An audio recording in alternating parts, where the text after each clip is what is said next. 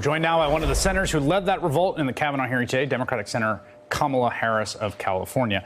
Senator, why did the chair, I was a little confused about what happened there, but the chair was gaveling for order. He could have just taken a party line vote and won the vote, right? Well, he should have taken a vote, and the vote should have been on the motion that both Senator Blumenthal and I made. One was to suspend the hearing, or at the very least postpone the hearing until we had all of the documents that we need to have to be able to fully vet this nominee and to also share that information with the American public so they know what they're getting in their next member of the United States Supreme Court if he were confirmed. You know, there was a kind of unifying theme among Republicans on the committee today that Democrats and activists and the protesters in the chamber are all getting sort of worked up excessively. I want to play you what one of your colleagues, Ben Sasse, said when he referred to the hysteria that he's seeing in the critics. Take a listen. Yeah.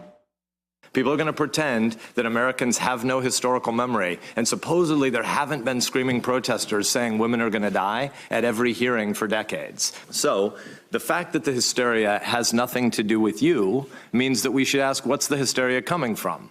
The hysteria around Supreme Court confirmation hearings is coming from the fact that we have a fundamental misunderstanding of the role of the Supreme Court in American life now. You think people are being hysterical, Senator?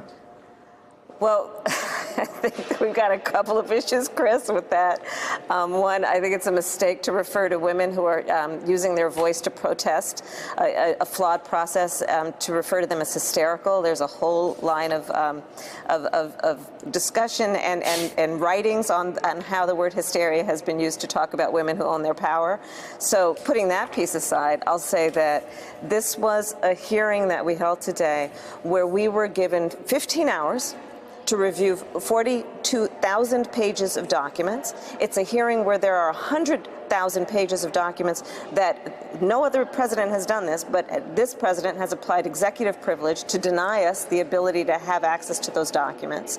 And this is a nominee who has a long history of being a political operative, a long history of working for various conservative Republican administrations to frankly do a lot of dirty work that has been politically motivated. This committee has a right to fully vet this nominee. The American public has a right to know who he is. And there is so much on the line and so much at stake. So to suggest that people who understand the seriousness of this and are protesting the lack of transparency, the lack of due process, to suggest that they're hysterical is really to try and, I think, throw out a red herring and not deal with the real issue, which is that this is a hearing that is severely flawed and it should be postponed until we can vet who this nominee really is. You just said something, you said unprecedented, no president has done this.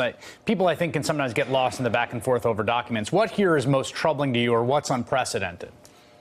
Well, what's unprecedented is that there's a whole trove of documents that apply to this nominee's professional life that we have no access to, and we've been denied access. This is unprecedented. Elena Kagan, for example, she worked for an administration, and the documents that were associated with her work in that administration were given to the committee so that they could fully vet who she was. Executive privilege was not applied to the documents that were associated with her work with that White House. But that's not the case here. This is unprecedented. There is a sense, I think, of folks, and you could hear it in sort of Republicans saying today, look, we won the election, you lost, we get to do whatever we want to do. What's your response to that? Barack Obama won the election and he nominated Merrick Garland. And they obstructed the ability of that elected president to nominate and have a meaningful hearing on his nominee to the United States Supreme Court. So it lacks merit, that allegation.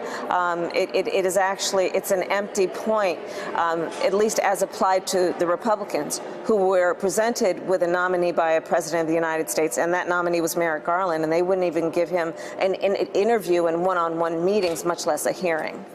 Senator Kamala Harris, who was there at the committee today. You will be seeing her all week. It's great to have you. Thank you very much for your time tonight. Thanks, Chris. Take care. Hey there, I'm Chris Hayes from MSNBC. Thanks for watching MSNBC on YouTube. If you want to keep up to date with the videos we're putting out, you can click subscribe just below me or click over on this list to see lots of other great videos.